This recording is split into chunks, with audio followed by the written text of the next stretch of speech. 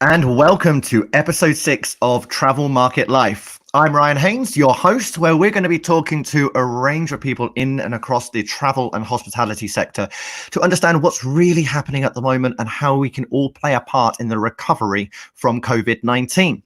We've got different perspectives and we've got people who are going to be contributing to the development in a different way. And if you listen to this, you might get some ideas on the ways in which you can plan your business way of contributing to this development. Well, in this episode, we're going to be talking about recruitment and applying for jobs. We're going to be joined by Laura Castellar from QualitySearch and Partners. That is a specialist recruitment company with a division of travel tech and hospitality. Hello there today to you, Laura. How are things going? Hi, how are you?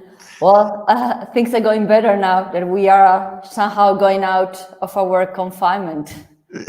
Yeah, I mean, you're over in Spain, so finally the lockdown is slowly being lifted. How is the sentiment now within businesses over in Spain? Because, you know, you're about 2 weeks ahead of us.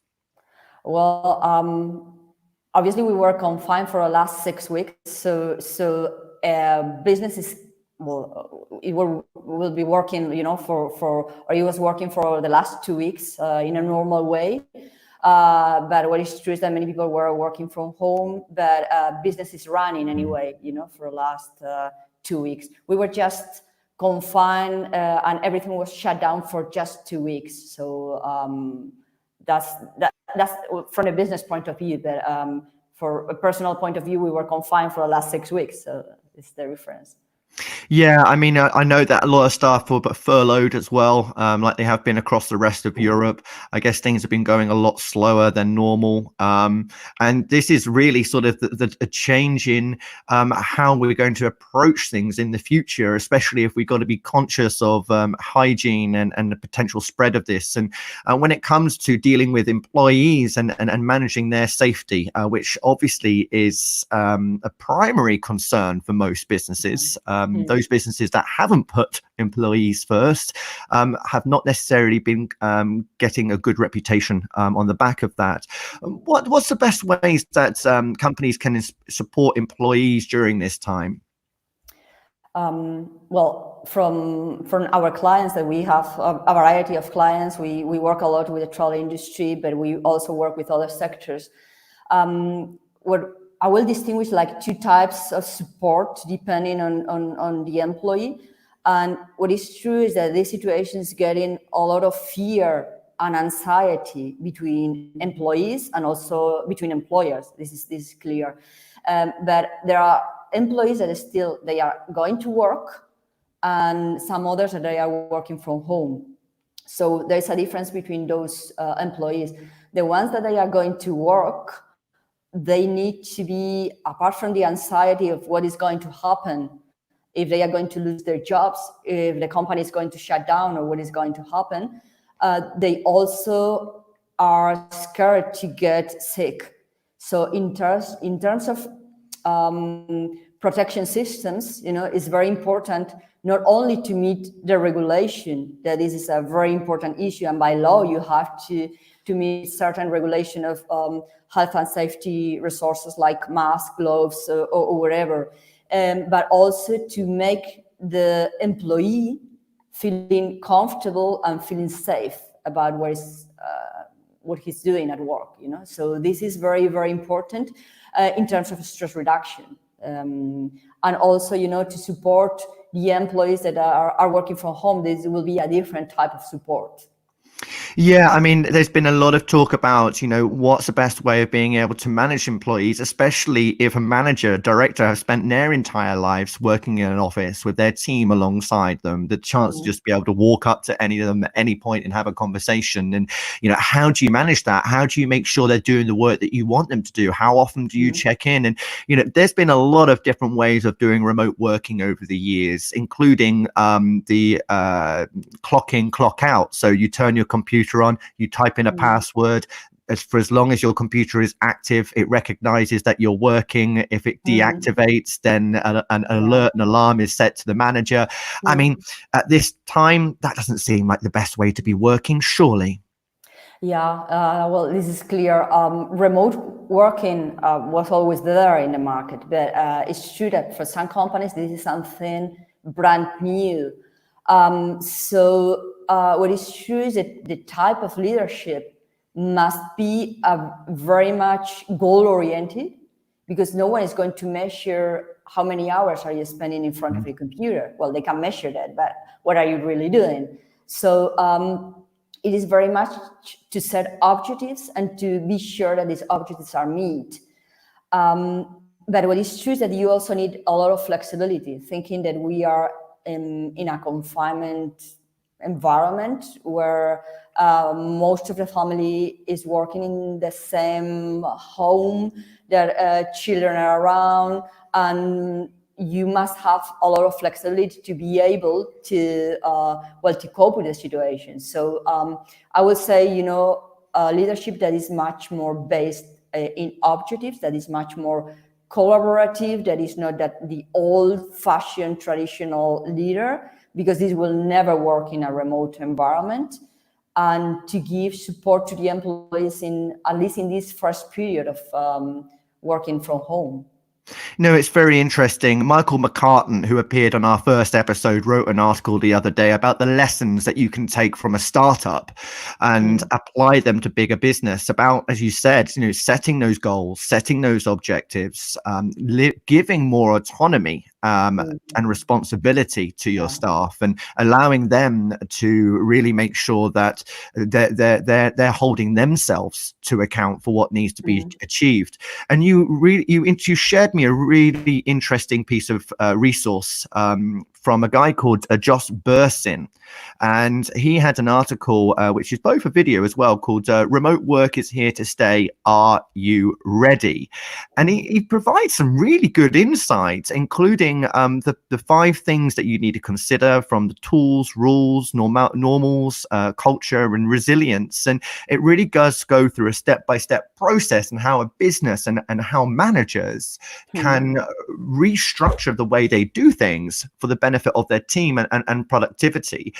So I guess we are going to see quite a shift in processes, procedures, and management style in the next few years. Well, what I think is, things has changed because of this situation, but I don't see a radical change in the way we are going to work. What is true is that we are accelerating certain processes that were already there. So some industries were already working remotely, some others were not at all working remotely. So we are accelerating the process. This is a reality. But I don't see a revolutionary change in the way we work. It's like accelerating that it was already there. So instead of having that in the next 5 years, we will have it now. This is what I see, at least from my point of view. Related to working from home, I think something is very important to train employees. I think this goes farther than just giving them a computer until then you work from home. And when I'm talking about training, I'm not that much talking about training in IT skills or how to use Google Hangouts or how to use Skype. I'm talking about something more than that. I'm talking about how to organize yourself, how to find the right space, how to deal with interruptions, things like that are very important, and how to set a procedure. Yeah, no, absolutely. I mean, I've been managing teams remotely for about 15 years myself. And what I found was that I can't touch base with them every single day necessarily, because they are working their own schedules, especially if you work with people in different time zones.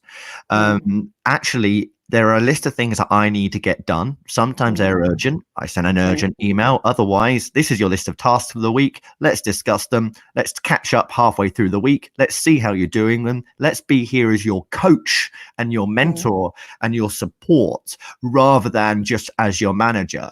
And it's about, for me, I've always seen it as an opportunity to help develop and grow my team. That's my job, for them to take over the jobs that I've been doing, because essentially that's the only way for growth to happen. It's that if you start to hand over those responsibilities and give that responsibility to your employees to develop themselves and provide that support to them. And it's one of those things that you would see in larger companies will struggle much more so if they've worked in those more conventional frameworks that we've seen. But I guess at the same time, if we go from current employees and we look at the recruitment side of things, because wow, I mean, unemployment rates are going to be at a record high. We've already obviously seen a huge drop off in a number of applications or job posts and adverts being available at this time. There are obviously a great expansion and a need of more manual labor, from fruit picking, farming, right through to working in grocery stores and supermarkets. But for those people who are working in the travel and hospitality industry, that is when we're going to see a delay in the return to perhaps normality. And some of us are talking up to a year, maybe even 2 years before we get to our pre-COVID-19 situation. What changes can we expect from recruitment going forward, especially more so in the near term? Well, what is true is that it's going to be more remote recruitment. We, as a consultancy, we were doing already quite a lot of remote recruitment. In fact, more than 50% of our candidates were located somewhere else. So we are used to, and I think many consultancies are used to do a lot of recruitment online. But what is new is that local candidates will not be interviewed face-to-face. We'll have also remote assessment. And I will even say that sometimes we'll be even employed without even having a proper interview or a face-to-face interview. So this is what I think is going to change.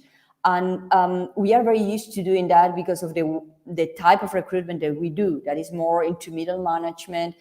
I think when you are recruiting in other sectors and more other type of employees that maybe are not that much or that qualified, this will really be a revolution for that, because those type of interviews are always done locally, and you don't interview someone that is going to work into a basic service. You don't take this employee from abroad, you take it locally. So I think is going to be a change. I mean, there's been a lot of talking about how digital technologies can really transform the recruitment process, how you can use artificial intelligence as well through the application process by providing applicants with surveys and questions that need to answer, even doing video interviews, but not necessarily with someone, just answering the questions so they can read your face and see when you're telling the truth or when you're lying, etc. But I mean, if everyone's working digitally, and there's less people working together in an office, there's less need as well to have these really close human relationships, because it's all essentially about delivering the job at hand. As we said, talking about those goals, delivering those objectives for the business. So is there going to be much more focus on skills, or will experience still be relevant? And how important will this relationship, the rapport that you can develop with candidates, how important will that be? I think soft skills are very, very important. And in fact, they are becoming more and more important, more and more essential, and more valuable for any company. In fact, many of our clients that they are much more developed into the human resources policies, they are much more concerned in people's attitude, in their soft skills, rather than in their experience. So this is a very important thing. I mean, it is interesting. I spoke to a senior business leader and said, I'd rather have someone who's got the soft skills. I can teach them the hard skills. They can go on a course for the hard skills. Is that something that you see when you speak to some of your the companies that are looking to recruit? Yeah. Well, the hard point is also important. The experience becomes very important, especially when it's a very technical skill. Then in that point is very important, especially when you are talking about very experienced people in a technical side. This is something that they have to have. It's a must. But also the soft skills are very important. And when it's something that is quickly teachable, then they definitely prefer the soft skills. This is clear. And also this remote working, it doesn't matter if you are based remotely, social relations are always important. You will have to deal with clients, you will have to deal with your team. Leadership skills are essential. They are even more essential if you work remotely. So I don't think we are going to lose that at all. So let's look at the candidates then and applying for jobs. What advice can you give to those who are out of work and might be looking for work, or even those who are in work and they want to change their job? What do they need to consider when applying for jobs at this time, and how to stand out and be relevant? Okay, well, the first advice that I will say that is very obvious is that they have to keep going. They have to keep trying. Right now, we are experiencing a time in which everyone is really upset about the situation. They don't know how long it's going to take to find a new job.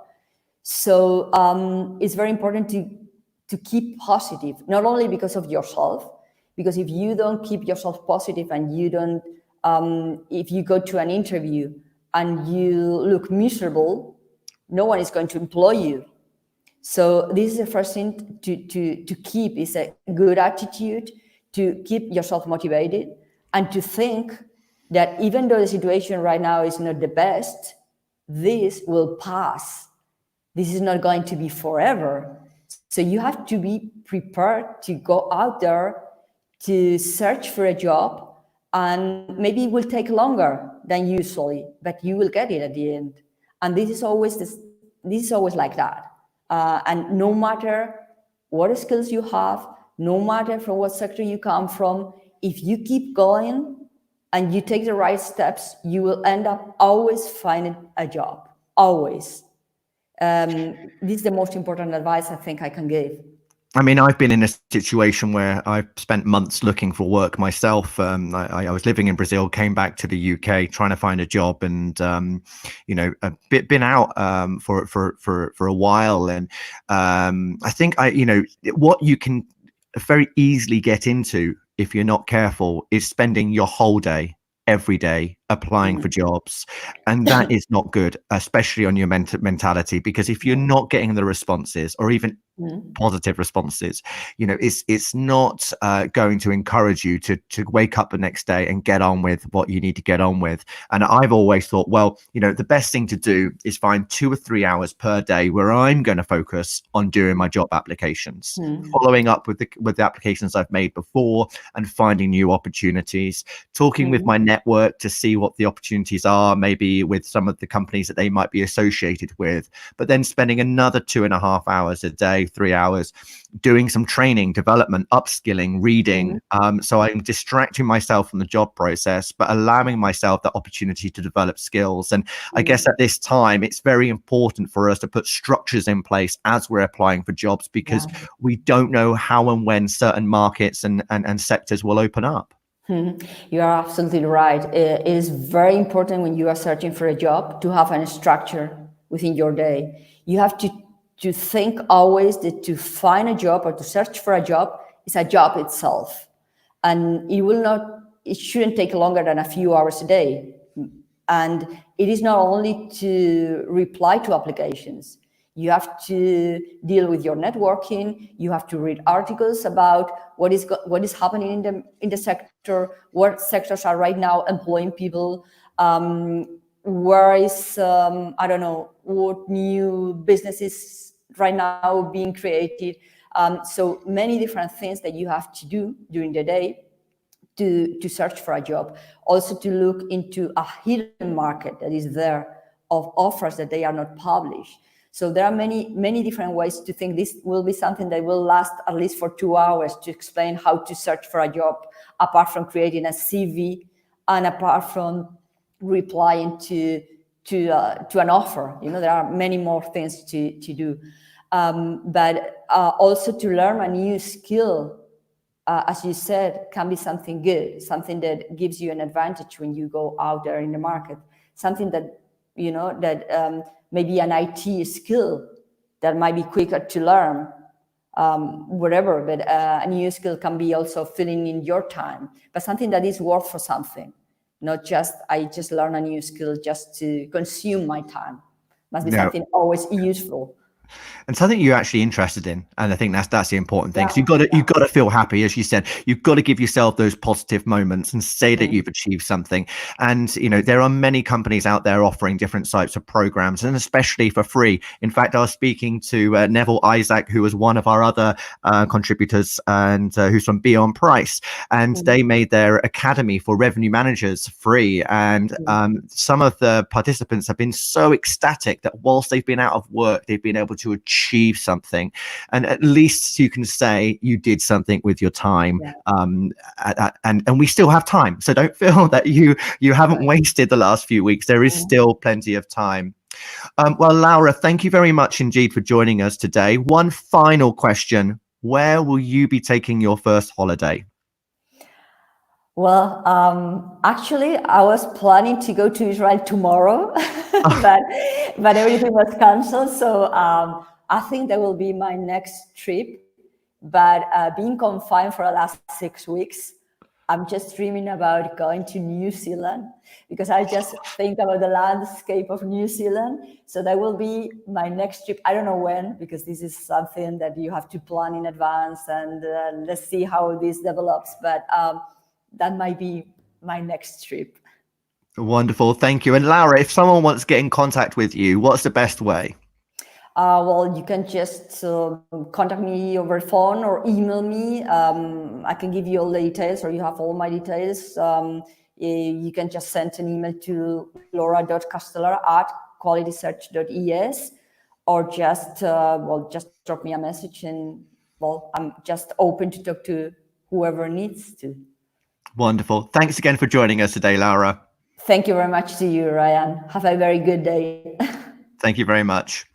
So if you want to see the resources, you will find those posted in the show notes. That includes Josh Bursin's guide to remote working, as well as the contact details for Laura if you are looking for any work. Check out our upcoming episodes. We are going to be talking to Danny Wayne from Interhome and the Institute of Travel and Tourism. We've got episodes which you'll be able to look at pricing, online distribution within hotels, looking at how you can change your market value to be relevant today as well. As I say, Travel Market Life is here to be your companion and provide the support that you need to help develop your business and be part of the recovery here as part of the COVID-19. Anyway, thank you for joining us, and we definitely look forward to speaking to you very soon with our next podcast. Take care.